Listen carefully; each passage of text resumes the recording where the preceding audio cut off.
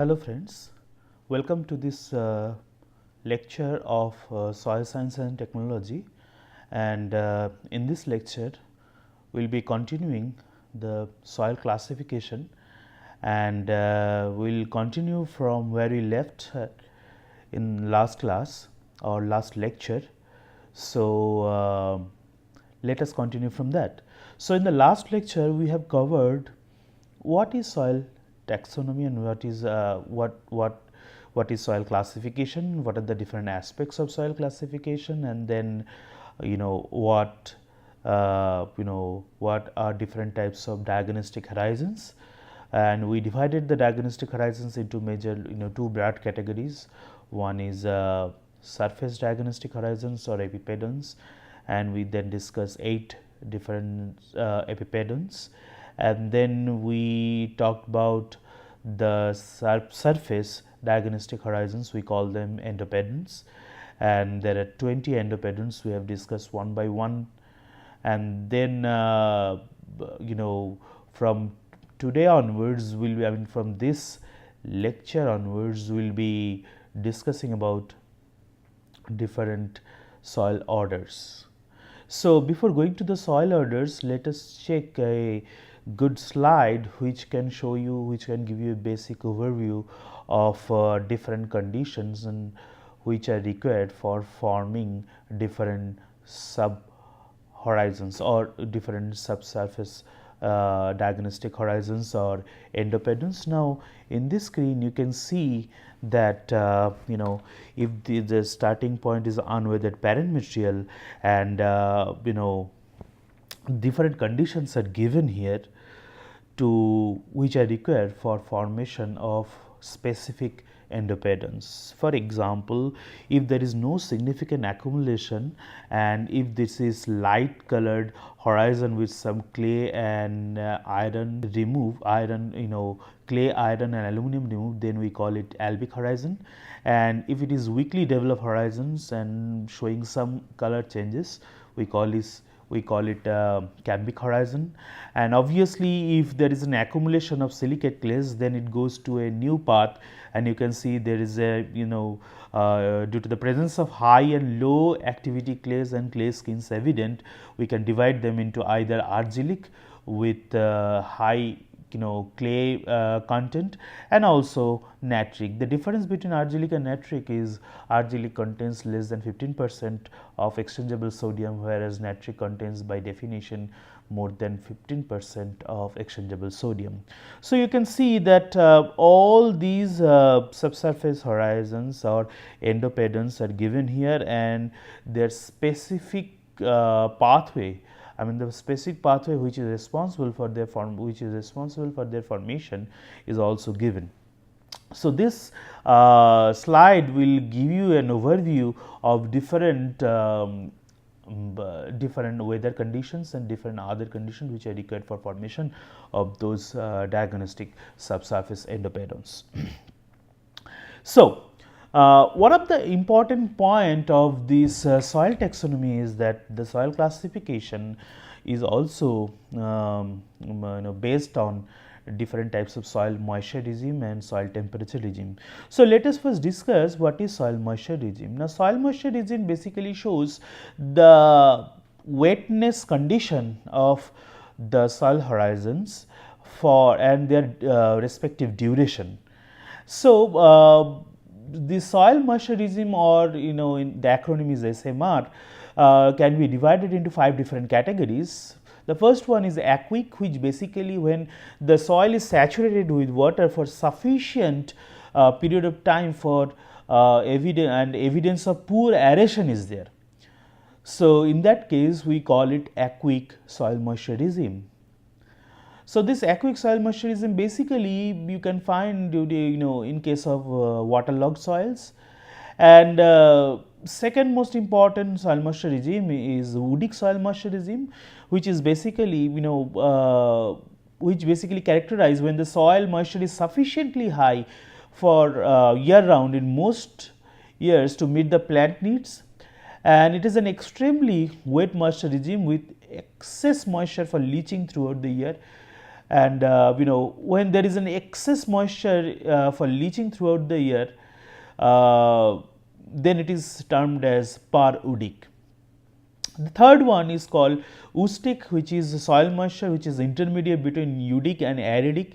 Now, what is aridic? Aridic is basically the soil moisture regime which you can see in the arid region. So, when the soil is dry for at least half of the growing season and moist for less than 90 consecutive days, then we call this soil moisture regime as aridic soil moisture regime. And the finally xeric, which is found in typical Mediterranean type climates with cool and moist winters and warm and dry summers. So, basically these five in a nutshell shows what are the important soil moisture regimes, and based on these soil moisture regimes soil taxonomy divide or we develop different classification criteria. So, you can see this is soil moisture, this is some pictures showing soil moisture regimes, and obviously you can see glaying is evident in this soil moisture regime, and which occurs due to the prolonged waterlogged condition, and this basically shows the aqueous soil moisture regime. Now, let us see what is soil temperature regimes. Now, soil temperature regimes are based on mean annual soil temperature, and mean summer temperature, and the difference between mean summer and winter temperature, all at 50 centimeter depth. So, remember that all these soil temperature regimes are defined at 50 centimeter depth from the surface.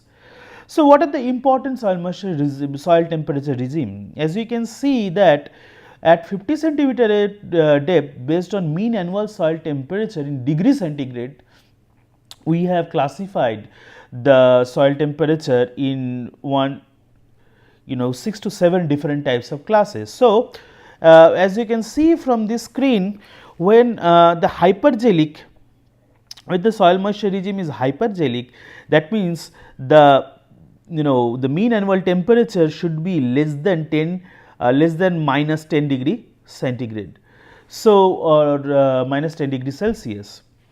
When it is in between minus 4 to minus 10 degree Celsius, then we call it pergelic, and when it is within minus 4 to plus 1 degree Celsius, then we call it subgelic temperature. And craic is basically a temperature regime when the mean annual temperature is less than 8 degree Celsius, and frigid is also a temperature regime where the mean annual soil temperature is less than 8 degree centigrade. The difference between craic and frigid is the craic is characterized by cold summer, whereas frigid is characterized by warm summer. Now, another temperature regime is called mesic temperature regime, where the temperature lies between plus 8 to plus 15 degrees Celsius, and thermic regime basically characterized by plus 15 to plus 22, and finally hyperthermic, which is characterized by plus 22, that means more than 22 degrees Celsius. Now, remember that all these temperature regimes are basically characterizing when there is a more than 6 degrees centigrade, sometimes you will find it is more than 5 degrees. So, all these temperature regimes are named when the difference between summer and winter temperature is greater than 6 degrees centigrade. And when the difference between the summer and winter temperature is less than 6 degrees centigrade, then this frigid is also named as isofrigid. The mesic will be termed as isomesic, the thermic will be termed as isothermic, and finally hyperthermic will be termed as isohyperthermic. So, this slide basically shows concisely what are the different types of soil moisture regime and how we name them and what are their different criteria. So, let us see what are the different types of nomenclatures which are used for soil taxonomy. Now, there are 6 hierarchical categories of the soil taxonomy, as we have discussed already in the last lecture. So, the lowermost group is called the soil series, which is most specific. So, above the soil series there are soil family, and above the soil family we call it soil subgroup.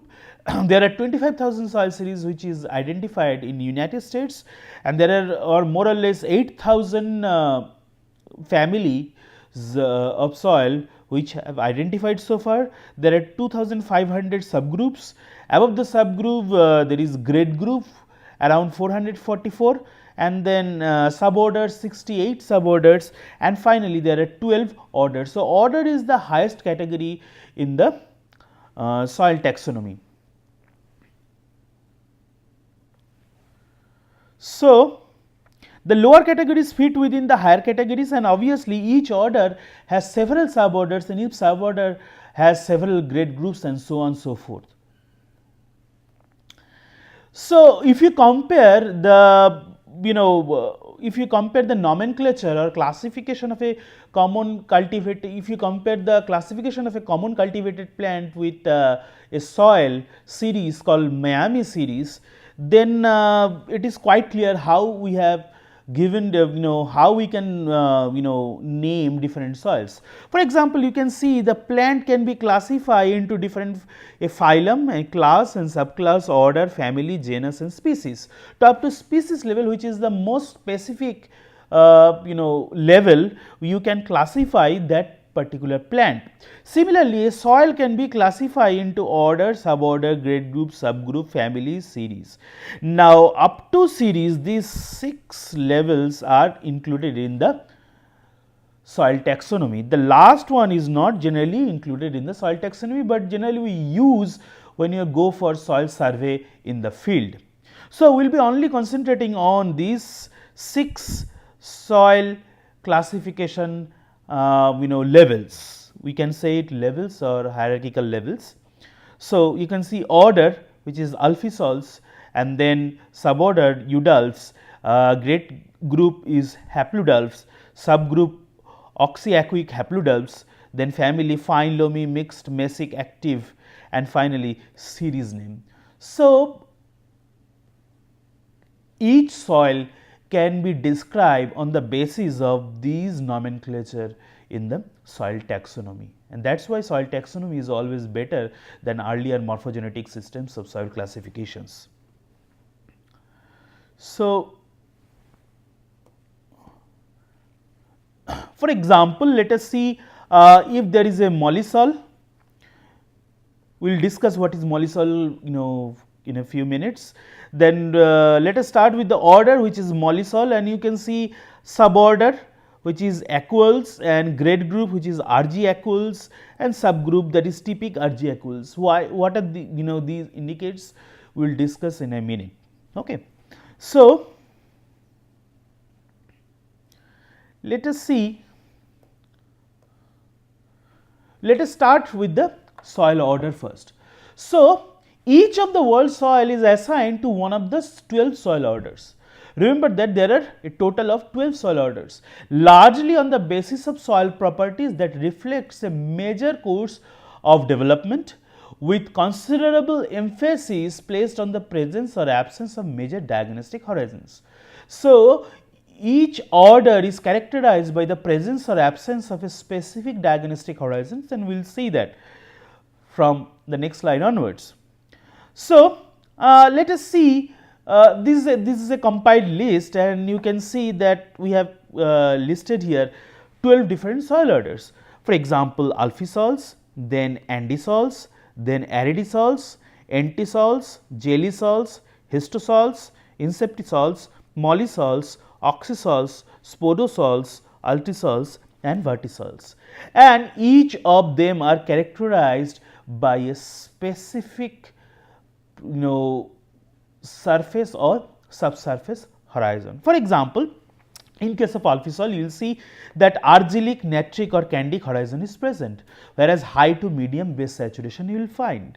In case of andisol, these are mainly present in volcanic areas, and it is basically dominated by allophens, which is a kind of clay mineral. We will discuss them in details later on, and aluminum and humic complexes. In case of aridisol, which is mostly found in case of arid region, you can see the major characteristics are dry soil, obviously because they are found in acidic region, and it is characterized by ochric epipedon. If you remember the ochric epipedon, it is a light color epipedon which is devoid of organic matter. So, obviously in the arid soil, when there is a high amount of temperature, most of the organic matter will be oxidized. So, there will be formation of ochric epipedon, and of some time there will be argillic or natric horizon. Entisols are the most young soils, and they have little or profile development, and only ochric epipedon is common. And obviously jelly soils are basically found in very cold climate or cold regions, and obviously they are characterized by permafrost. When there is a permafrost condition, and permafrost means when the soil is frozen for most part of the year, then it is called a permafrost condition. And histosol, as the name suggests, hist means it is showing the fibrous characteristics. So, as the name suggests, it is composed of peat or basically peat type of soil, a peat or bog, which contains greater than 20% of organic matter. Inceptisols is an embryonic soil with few diagnostic horizon. It is little bit developed than that of entisol. Mollisols, which contains mollic epipedon with a high base saturation, which this is the basic characteristics of mollic epipedon, and they are basically dark in color. Oxysol, they are characterized by the presence of oxic horizon, and they do not have any argillic horizons, and they are highly weathered, and because they develop in warm and humid climate as a result of intense weathering. Altisols are spodosols are spodic horizon, which commonly spodic horizon commonly with iron, aluminum oxides and humus accumulation. In the spodic horizon, as you remember, there will be elevation of iron and aluminum, as well as some iron and aluminum oxides and humic matter from top of the profile to the bottom of the profile. So, that is this spodic horizon is present basically in spodosol. Altisol, they have low base saturation. These are also highly weathered soils. And finally vertisols, which has very these soils are having high swelling type of clays, and they produce deep cracks when soil is dry. And we will discuss, I am just giving you a basic overview, and then we will discuss all of them one by one. So, this slide gives you an idea that how soil taxonomy is based on the measurable soil properties, and each category, either it is broad category or specific category, is based on some measurable soil property. So, this slide shows how different soil order forms depending upon degree of weathering and soil development. So, as you can see, when there is entisol is the starting point, because it is recently developed with poor horizon development, and degree of weathering is very slight, and as we go from slight to intermediate degree of weathering, and from intermediate to strong degree of weathering, you will ultimately oxysol is forming. And obviously altisol, spodosol, these are also highly weathered soils. And obviously, what are the different conditions which are needed for development of this individual order, you can see. For example, when there is a starting point entisol and very cold and permafrost condition, obviously there will be formation of jelly soil, as I have already told you in the last slide. When there is a deep accumulation of organic materials, wet conditions, obviously in peat, peat type of parent material, then we call it histosols. And when there will be volcanic mild weathering and volcanic ejecta is there, then we will be calling it andisols, because they are forming in in volcanic area. So on so forth, you can see in this slide it is showing that how, depending upon the weathering intensity, one soil order changes from from relatively less mature to relatively highly weathered soil orders. So, now one question student always have that in their mind, that how to remember these 12 soil orders. It is always a not easy task to remember all the 12 soil orders. So, there is a simple way to remember these 12 soil orders, and you can remember this name of all the 12 soil orders with a by remembering this thing, that is called a Wagami house. Now, this basically shows all the 12 orders, the starting of all the 12 orders in a concise form. How? So, let us see. So, this A basically stands for example, aridisols.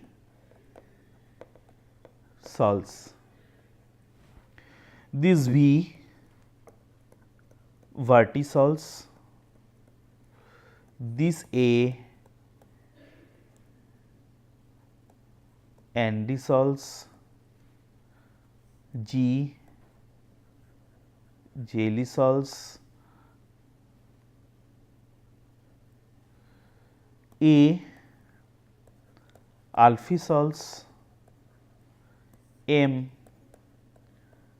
mollisols. I, inceptisols. H, histosols. O, oxysols. U, altisols. S, spodosols. E, antisols. So, if you remember this thing, it will be easier for you to remember all the soil orders. Okay. So, let us see in more details about the individual soil order. So, let us start with the most young soil order, that is antisols. Obviously, as you can see the pictures, there is no clear horizon development. So, it is recently developed mineral soil with no horizon, no diagnostic horizon. You cannot see any specific diagnostic horizon, and obviously there will be low degree of soil development due to less time, because they are young in nature, and obviously they occurs in all states of India, especially in the Indo-Gangetic region. So, this is an example of antisols. The relatively more mature soil is called inceptisols, because the soils these soils are in the early stage of development, and they may have one or more diagnostic horizons like cambic, umbic, or molic, and then this is umbric, actually it is umbric, and then so it should be read as umbric. So, one R is missing, and molic is there. So, it does not these soils do not have any argillic horizons, because they are relatively immature, and finally they are found throughout the India, and they are very important soils. So, this is the these are the these are the characteristics of inceptisols. Andisols are developed from the volcanic ash, and they are dark colored soil with low bulk density, and they are not generally reported in Indian condition or India. The next one is jelly soils. They occur in cold regions, especially in the Arctic and Antarctic regions or high mountains. And the principal defining feature of these soils is the presence of permafrost layer. And the permafrost layer, when the soil is frozen for most part of the year, and it is basically not reported in India, but may occur in some snow covered Himalayan regions. Histosoil, as the name suggests, the organic matter rich more than 20% soils with PT horizons under permafrost water saturated environment. This is called, or in other words, when you see the histic epipattern. So, when the presence of histic epipattern is evident, then it is obviously in histosoils. Aridisols, as the name suggests, occurs in arid climates, arid and semi-arid regions. Soils are dry for most part of the year. Salt accumulation at surface or subsurface occurs due to the forming salic, gypsic and calcic horizon found in western and northwestern part of India, especially in Gujarat and Rajasthan area. Vertisols are more than 50 centimeter thick, black colored and other black colored soils, and they have a special characteristics. They can swell when moist and shrink on drying, which includes deep cracks and gilgai relief on or intersecting slicken slides. And they have got high clay content, more than 30% of clay content with smectite type of minerals. We will discuss smectite type mineral later on, and basically they occur in peninsular India, and this type of soil you can find in Maharashtra region of India, especially the black color soil are present, and these soils are very good for cotton cultivation. So, you will see that in this type of soil wide cracks are formed, So, in this soil you will see that